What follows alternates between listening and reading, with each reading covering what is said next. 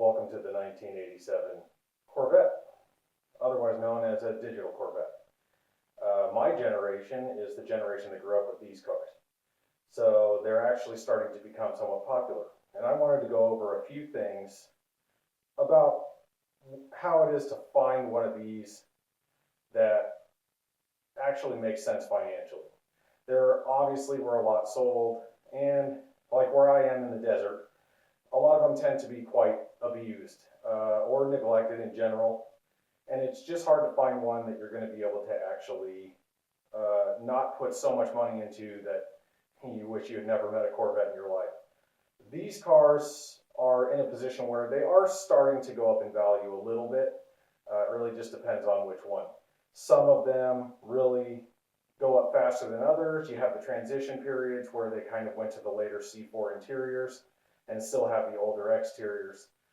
And then obviously you have the cross-flow injection, cross-fire injection engines from 1984. Those tend to not be very popular. They are popular with the crowds that want to actually just throw a carburetor on them and then modify them that way. And you can actually get substantially more power out of them just by doing that alone. These are the tune port injection ones. They actually do have separate injectors for each cylinder. And they, at this point, by 1987 and then slightly beyond that, started to actually gain a little bit of horsepower and torque back. They do have a lot of problems. You want to make sure that you're looking for one that's actually running well. A few leaks isn't a huge issue. You definitely don't want to get one that has problems in every area of the car.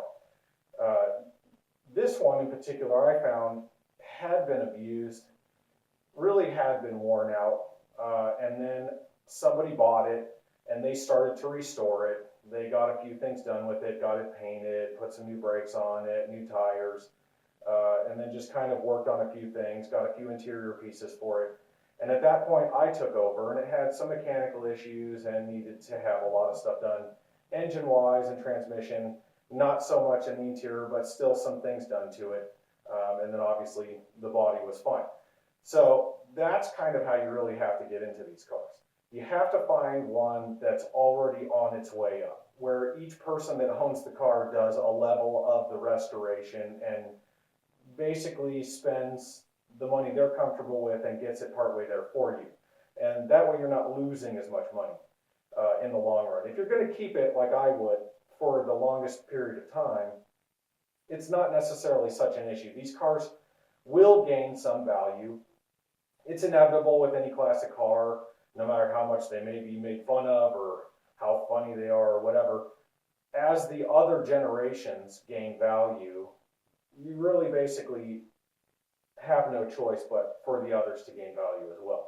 So now that the late 60s, early 70s models are starting to really go into the stratosphere, you basically have the late 70s, end of the C3s and early 82, up to 82, and then you have the C4s, or the early C4s really. The late model C4s are still fairly popular.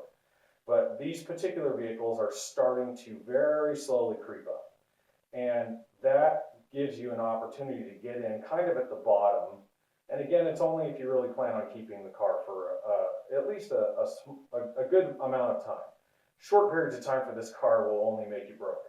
A lot of the things that go wrong with these cars, you know, it's an 80s car. There's a lot of sensors, a lot of vacuum work, and then depending on what area of the world, I guess, that you get these from, there's always other little issues. The seals go bad on these a lot.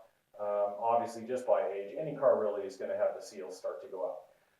A lot of the parts for this car are very easy to find, and they aren't really expensive. And then some parts for these cars aren't so easy to find, and they're basically catastrophic to a restoration. So you have to be careful and really pay attention.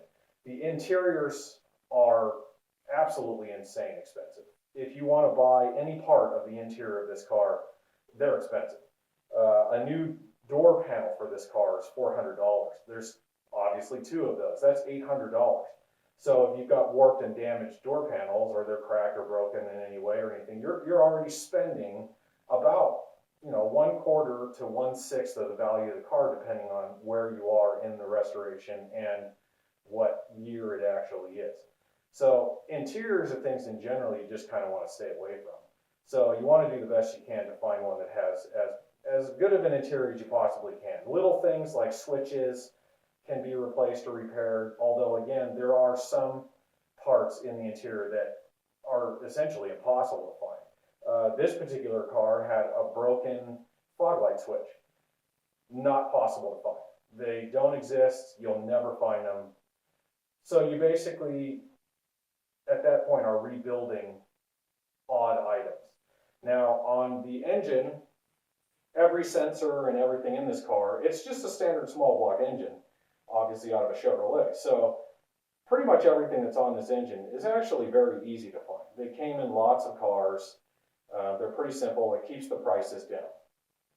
Other oddball things with this car, this hood is gigantic, obviously, and it weighs as much as it looks like it would. It actually has two little struts in the hood that help it lift. And about 99.9% of the time, when you look at one of these cars, those struts are dead.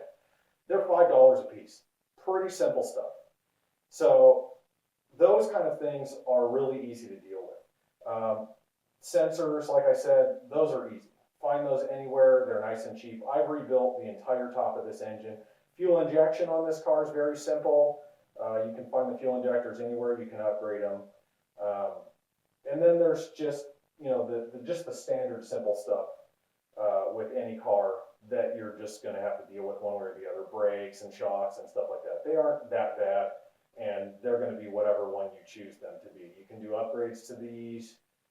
And actually create a more performance-oriented car, or you can actually downgrade them slightly and make them more cushy and not a Corvette. So at this point, we'll kind of go with that, and then what I'm going to do is, with what I have left to do on this car, I'll kind of walk through it and show you what it is that it takes to get these cars really to a point where they're drivable and you can enjoy them and not worry so much about the price. And from there, we'll do some modifications and see what else is there. If there's anything else that I've missed here that I can discuss later, I'll do that in more detail. And then when we're done with this car, I actually have another car, and we'll go ahead and do that. I go through cars like there's no tomorrow. I do love the Corvettes. I don't plan to get rid of this ever. I just plan to add to the stable.